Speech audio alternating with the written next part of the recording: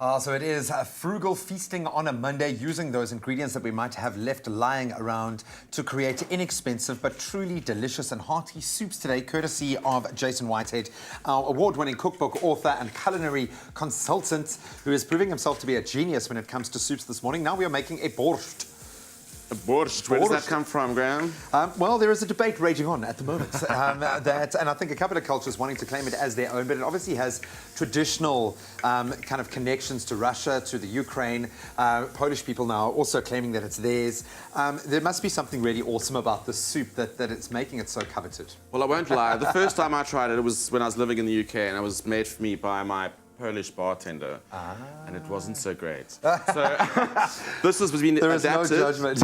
And a lot nicer. And beetroot is so good for you, you actually got to include it in your diet. Completely. So here we've got onion, garlic, carrots, sautéing in some olive oil and butter. Okay. Then we're going to add our around about 8 beetroots that's been peeled and quartered. Okay. Preferably organic. All right. And some of our sweet potato. This is a proper hearty soup. If you just blend beetroot, the texture's not so great, so that's why we're using sweet potato, which is not necessarily authentic. Traditionally, or traditional. but it just gives it a bit of backbone. But it just gives it a much nicer texture. Okay. And then we're going to add some Chardonnay. Okay. Or if you want to be really Polish about it, you can add vodka. Okay. And we're going to bring that to the boil. To add a bit of acidity and a bit of zing, but we are cooking off the alcohol. I promise you, I can smell it coming off right now. Yeah, I can smell it and feel it. Some thyme, some bay leaves. And then I use beef stock because it's a lot more heartier, but if you are vegetarian, you can use vegetable stock. It'll taste just as good, I guarantee. I mean, these are quite strong flavors to be combining. So this is, I mean, when you say hearty, this is also going to pack a flavor punch as well. Totally. And then you top it off with some creme fraiche, which just brightens it up a little bit. So we're going to bring that to the boil and cook that for about 20 minutes to half an hour until the beetroot and the potatoes are nice and soft.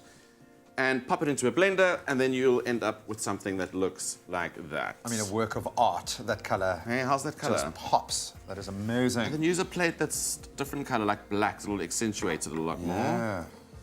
And this is nice. If you really want to soup up your soup, you know, so many people looking for interesting entrees or a way of really kind of showing creativity to your guests. Something like a soup really can inspire. I love that the keyword here is dinner to 33728. Dinner to 33728. And then we're going to round this off. And then if you want to be fancy pants and impress your guests, we're going to do a little twirl of sour cream. Just get a squeezy bottle.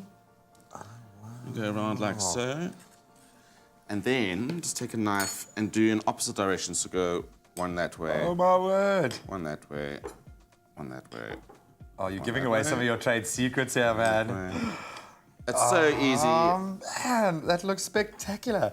And you end up with a little pattern like that. How did he do it? Oh, the keyword here again is dinner to 33728, and we will send you the ingredients list, slightly adapted ingredients list for your own traditional borscht.